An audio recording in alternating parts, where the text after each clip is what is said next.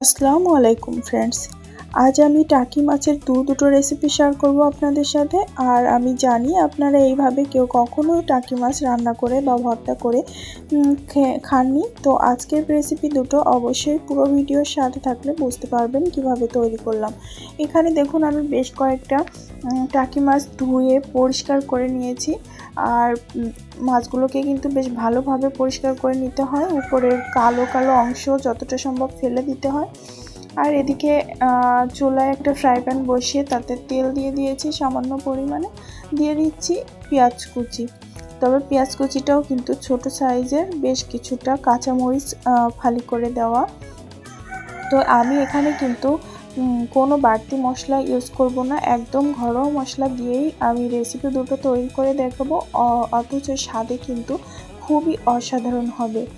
তো প্রথমে আমি যে রেসিপিটা তৈরি করছি সেটার প্রসেসিং দেখে নিই।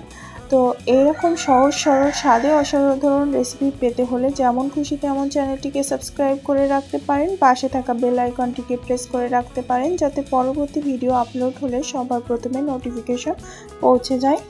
এছাড়াও এ পর্যায়ে এসে যারা এখনও ভিডিওতে একটা লাইক দেননি, প্লিজ একটা লাইক দিয়ে পুরো ভিডিওটা কন্টিনিউ করার অনুরোধ রইল। আর পেঁয়াজ আর ঝালটাকে একটু হালকা করে ভেজে নিয়ে এর ভিতরে দিয়ে দিলাম আদা রসুনের পেস্ট। তো এই রান্নাটা আমরা সবসময় ছোটোবেলা থেকেই খেয়ে আসছি। তো এই আজকের রান্নাটা পুরোটাই শুধু নিজের জন্য করছি, কেননা এখানে আমি মাছটা ভাজছি না, আর ভাজা মাছ ছাড়া আমার হাজব্যান্ড খায় না, এই কারণে আমি নিজের জন্যই করছি, তাই অল্প করেই করছি। তো দেখো, এরপর মশলাটাকে একটু কষিয়ে নিয়ে এখানে বেশ কিছুটা টমেটো দিয়ে দিচ্ছি। তো যখন ছোট ছিলাম তখন দেখতাম যে পুকুর থেকে এই টাকি মাছ বা শোল মাছ এগুলো ধরে নিয়েই এইভাবে রান্না করতো, তার স্বাদ ছিল জাস্ট অসাধারণ। তো আমি সেভাবেই রান্নাটা করার চেষ্টা করেছিলাম। তো আগের মতো স্বাদ না পেলেও বেশ ভালোই লেগেছে খেতে। তো তোমরা এভাবে কিন্তু রান্না করতে পারো, পুকুর থেকে ধরে নিয়ে মাছগুলো। এখন তো প্রায় মাছে চাষ করা হয়, তবে জানি না এই মাছে চাষ করা হয় কি না। তো দেখো, বেশ ভালোভাবে আমি মশলাটাকে কষিয়ে নিলাম। কষিয়ে নেওয়ার পর এখন এর ভিতর অল্প করে পানি দিয়ে দিচ্ছি, যাতে কিছু গুঁড়ো মশলা দিলে এখানে আর কি পুড়ে না যায় সে কারণে। তো অল্প করে মশলা দিয়ে বেশ 1 থেকে 1.5 মিনিট নাড়াচাড়া করে নিয়ে এখন এর ভিতর দিয়ে দেব কালারের জন্য হলুদের গুঁড়া, আর দিয়ে দিচ্ছি স্বাদের জন্য একটু লবণ। ব্যাস এতটুকুই মশলা কিন্তু আমার পুরো রান্নাতে প্রয়োজন হবে। আর এখানে কোনো মশলাই ব্যবহার করব না, তবে ঝোলটা থাকবে পানি পানি মতো, মানে হালকা ঝোল যাকে বলে।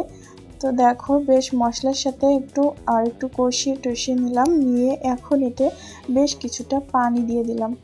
তো পানিটা দিয়ে একটু উষ্ণ গরম মতো হলে এখানে আমি মাছটা দিয়ে দেব।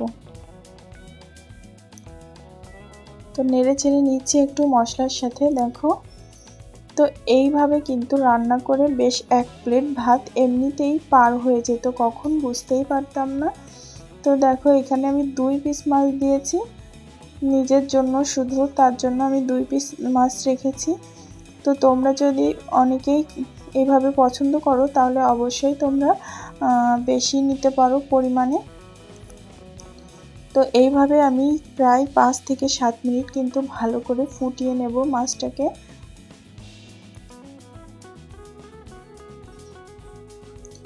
গরম গরম ভাতের সাথে 1 পিস মাছ আর একটু ঝোল হলে কিন্তু মন্দ হয় না। তো বেশ ভালোই লেগেছিল খেতে বন্ধুরা, আমার ইচ্ছাটা পূরণ হয়ে গেছিল। দেখো, এই যে আমি অনেকটা সময়, মানে 7 থেকে 8 মিনিটের মতো এভাবে জাল করে ফুটিয়ে নিয়েছি। রান্নাটা কিন্তু কমপ্লিট হয়ে গেছে। এখন গ্যাসের ফ্লেমটা অফ করে পরিবেশন করে নিচ্ছি। তো আমার প্রথম রান্নাটা এই যে রেডি। তোমরা এইভাবে রান্না করে গরম গরম ভাতের সাথে কিন্তু পরিবেশন করতে পারো, বেশ ভালো লাগে খেতে। তো আমি এখানে একটা বাটিতে এগুলোকে পরিবেশন করে নিচ্ছি। তো রান্নাটা কেমন হয়েছে অবশ্যই কমেন্ট করে জানিও।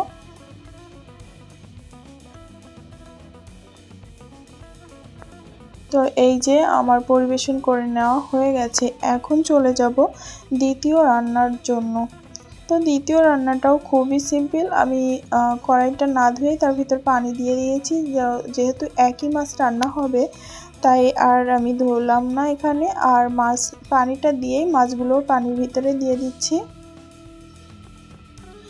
দিয়ে এখানে কিছু মশলা দিয়ে দিচ্ছি জিরা বাটা, দিয়ে দিচ্ছি আদা রসুনের পেস্ট। তোমরা চাইলে এখানে গোটাটাও দিতে পারো রসুনটা। তারপরে দিচ্ছি স্বাদ মতো লবণ আর হলুদ দিয়ে এখন এই মাছটাকে সিদ্ধ করে নেব ভালোভাবে। যতক্ষণ এই যে পানিটা দিয়েছি পানিটা সিদ্ধ না হয় ততক্ষণ কিন্তু মাছগুলোকে এখানে সিদ্ধ করব।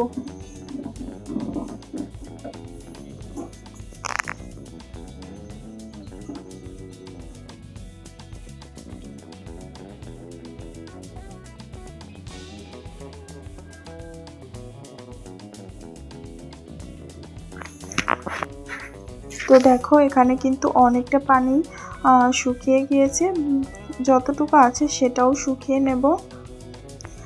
তো তোমরা কিন্তু এই মাছটা এইভাবে না করেও মানে একটু হালকা ভাজা দিয়েও করে খেতে পারো। এভাবেই কিন্তু আমি এখানে একটু সিদ্ধ করে নিয়ে হালকা করে ভেজে নেব। তবে আমি এখানে একটু তেল ব্যবহার করেছি, তেলটা তোমাদের দেখানো হয়নি। তবে পানিটা শুকিয়ে গেলে বুঝতে পারবে যে এখানে কতটা তেল আমি দিয়েছি। তো টাকি মাছের ভর্তা কে কে পছন্দ করো অবশ্যই জানিও। আমার তো বেশ অনেকটাই ভালো লেগেছিল।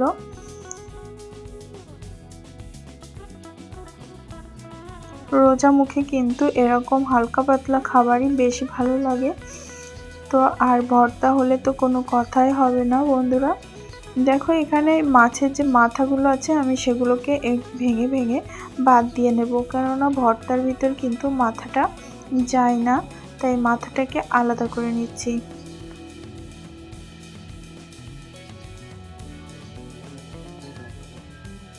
তো মাথাটাকে আলাদা করে আমি একটা প্লেটে উঠিয়ে নিচ্ছি। আর বাকি মাছগুলোকে একটু ভালো করে ভাজা ভাজা মতো করছি কড়াইয়ে যে হালকা তেল আছে সেই তেলটা দিয়ে। তবে তো আমি এখানে কোনো শুকনো ঝাল ব্যবহার করিনি। তোমরা চাইলে কিন্তু শুকনো ঝাল দিয়ে মানে ভর্তাটা রেডি করে নিতে পারো। রোজার সময় শুকনো ঝালে অনেক গ্যাস হয়, এই কারণে শুকনো ঝালটা ব্যবহার করিনি। তো কড়াইটা ধুয়ে আবারও বসিয়ে দিয়েছি আর দিয়েছি কিছুটা তেল, আর এখানে দিচ্ছি বেশ কিছুটা পেঁয়াজ কুচি। তোমরা ভর্তায় একটু বেশি পেঁয়াজ দেওয়ার চেষ্টা করো। আর এখানে আমি 2টা নাগামরিচ নিয়েছি, দিচ্ছি কিছু কাঁচামরিচও। নাগামরিচটা দিতে পারো, দিলে বেশ ভালো একটা ঘ্রাণ আসে। সব সময় অ্যাভেলেবেল থাকে না সবার ঘরে, তবুও চেষ্টা করো দেওয়ার, খুব ভালো লাগে। এর যে স্মেলটা থাকে না, স্মেলটাই দুর্দান্ত লাগে। যাই হোক একটু পেঁয়াজ আর ঝালগুলোকে ভেজে নেব, তবে অনেক বেশি ভাজবো না, এখানে ব্রাউন কালার করব না। এই যে কালারটা চলে এসেছে হালকা হালকা, এটাই আমি নিয়ে নেব আর এটাকে নামিয়ে নিচ্ছি এখন ভর্তার জন্য। দেখো প্লেটে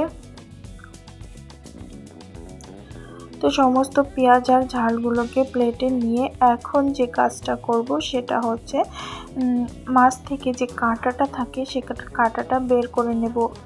টাকি মাছে কিন্তু খুব বেশি কাঁটা থাকে না, এখানে শুধুমাত্র মাছের কাঁটাটাই থাকে, এমনি ছোট কাঁটা খুব কমই থাকে। তো সমস্ত মাছগুলোকে আমি বেছে নিচ্ছি।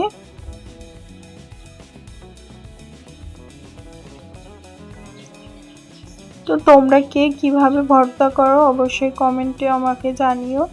যেহেতু আমি ফার্স্ট টাইম ভর্তাটা করছি, তারপরেও আমার কাছে খেতে বেশ ভালোই লেগেছিল। আর এখানে আমি ধনিয়া পাতা নিয়ে নিয়েছি কিছুটা, আর পেঁয়াজের ভিতর দিয়ে দিচ্ছি স্বাদ মতো লবণ। যেহেতু আমি সিদ্ধ করার সময় একটু লবণ দিয়েছিলাম, তাই সেই লবণ আর এখনকার লবণ ব্যালেন্স করেই কিন্তু দিতে হবে, বেশি দিলে কিন্তু লবণ হয়ে যাওয়ার সম্ভাবনা থাকবে, তাই অবশ্যই লবণটা হিসাব করে এখানে ব্যবহার করবে। এরপর ভালোভাবে ঝালগুলোকে আমি কষলে নিয়ে এখন মাছের সাথে বেশ ভালো করে মাখিয়ে নিয়েছি। তবে তোমাদের আরেকটা কথা বলি বন্ধুরা, তোমরা যখন সিদ্ধ করবে মাছটাকে তখন একটু হলুদের পরিমাণটা বাড়িয়ে দেবে। তাহলে কি হবে বলো তো, এই সময় কালারটা বেশ আরও সুন্দর আসবে। আমি ভেবেছিলাম গন্ধ লাগে কিনা, এই কারণে একটু হলুদটা কম ব্যবহার করেছিলাম। তো দেখো একটু সাদাটে সাদাটে হয়েছে। যদি আবার শুকনো চাল দেওয়া হতো তাহলে কালারটা আবার লাল হয়ে যেত। তো এখানে তোমরা হলুদটা ওই সময় ব্যবহার করলে কালারটা বেশ সুন্দর আসবে। তো রেডি হয়ে গেল আমার টাকি মাছের ভর্তা। তো আজ টাকি মাছ দিয়ে আমি দুটো রেসিপি তৈরি করলাম। তোমাদের কেমন লেগেছে অবশ্যই কমেন্ট করে জানিও। বাই দ্য ওয়ে, আজকের ভিডিও ছিল এ পর্যন্তই। সবাই ভালো থেকো, সুস্থ থেকো, যেমন খুশি তেমন রান্নার সাথেই থেকো। ধন্যবাদ। আল্লাহ হাফেজ।